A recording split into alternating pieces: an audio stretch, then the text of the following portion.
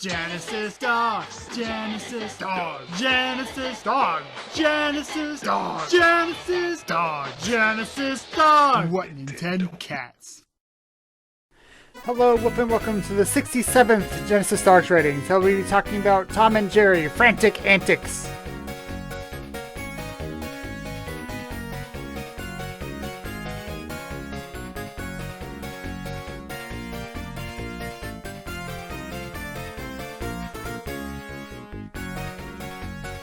And for the dogs, the title screen has some dogs, and there's some dogs in the levels. Like on the first level, there's Spike at the very end. You have to jump over him, and he goes rawr, rawr, rawr, rawr, rawr. And then there's also the pound, where there's like bulldogs in cages, and they punch you if you get too close. So there's plenty of dogs in this game. 10 out of 10. And the splash was okay. It had some demos and stuff which were good, and the title screen was just... It showed all the characters from the movie, but like most of them don't even show up in the game, so whatever. They didn't even show the skateboard dog in game, so that's kind of lame, but at least the skateboard dog is in the title screen, so that's okay. 3 out of 10. Music, 7 out of 10. It was an alright soundtrack. It was pretty decently good. I enjoyed the soundtrack. It wasn't like super great or anything, but it was still a good time to listen. And the boss. There was one boss at the very end of the game, and you have to fight her, and I think I just got lucky when I fought her, because it seemed like it was taking damage every time I hurt her, so I won the war of attrition eventually, so it worked out fine. Like, the boss was fine, like, wasn't really anything special, just she kind of walked back and forth. I didn't really get a good read on the boss besides that, but it was okay. Bare minimum boss job, good job. Difficulty, 9 hard out of 10. Like, it was almost a 10 out of 10, but like the levels were long and the levels didn't have any checkpoints. If there were checkpoints, it would probably have gotten 10 out of 10. Like, the difficulty was fine otherwise, but there's just a lot of enemies attacking you all at once, all over the place, and it was a little overwhelming until I found the spin dash, where you can roll into enemies to hurt them, and that kind of opened it up. That made it, after discovering that, it kind of became a lot easier than having to dodge around everything constantly, but still, it was tough, like, in places and stuff. Like, some of the levels were harder.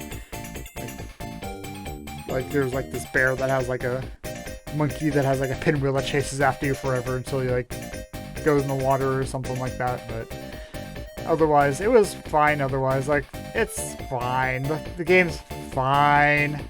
Just 9 out of 10 hard. Just a little hard. A little on the hard side because the long levels and no checkpoints, and that's about it. In the experience, 7 out of 10. It was an alright game. It was probably good for a rental, but it probably wouldn't be anything more than a rental at this point. It was game was it was alright. I had a good time with it, but I wouldn't really want to play any more than I already have.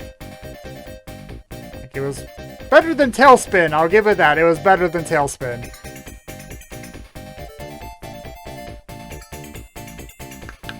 In total, 41 out of 60, a bit in the middling range. Like, a lot of games wind up in this range.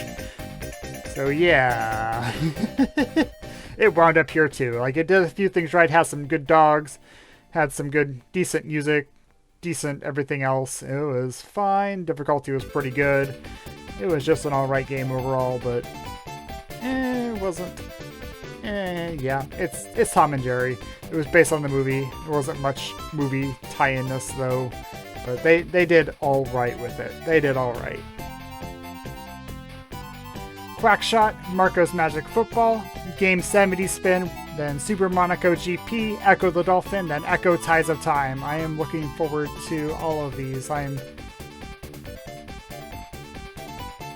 coming up next, Quackshot, Ooh, looking forward to this one. I heard it's really good. A lot of people say a lot of good things about this game. It's just got a weird plunger gun, which I think is the only like real silly thing about it. But we'll looking kind of forward to it. Looking forward to it. Looking forward to Quackshot. Woo!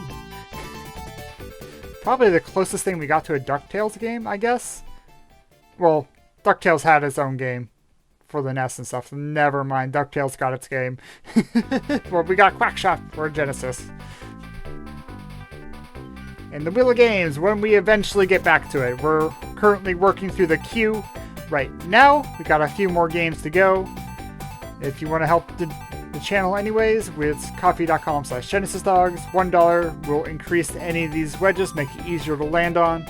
Or if you want to add more to the queue, you can donate $5 and add any game that starts with the letter T to the game queue, and I will play it after all these other games. And $10, I will play any Sega Genesis game, like the Echo the Dolphin ones, and I will add it to the game queue. And Game 70. Coming up is Game 70. We're getting really close. Still have time to vote. And if you want to vote, there is just leave a comment in one of these videos. It will be fine. You can vote. You have 2 votes. You can vote for the same game, or it can be 2 different games. And I'll throw everything onto a wheel, and I will spin the wheel. It will land on something to play, and I'm looking forward to it because there's a lot of good games on that list so far. And anyways, thanks y'all for joining me again, and I'll woof y'alls later. Woof woof.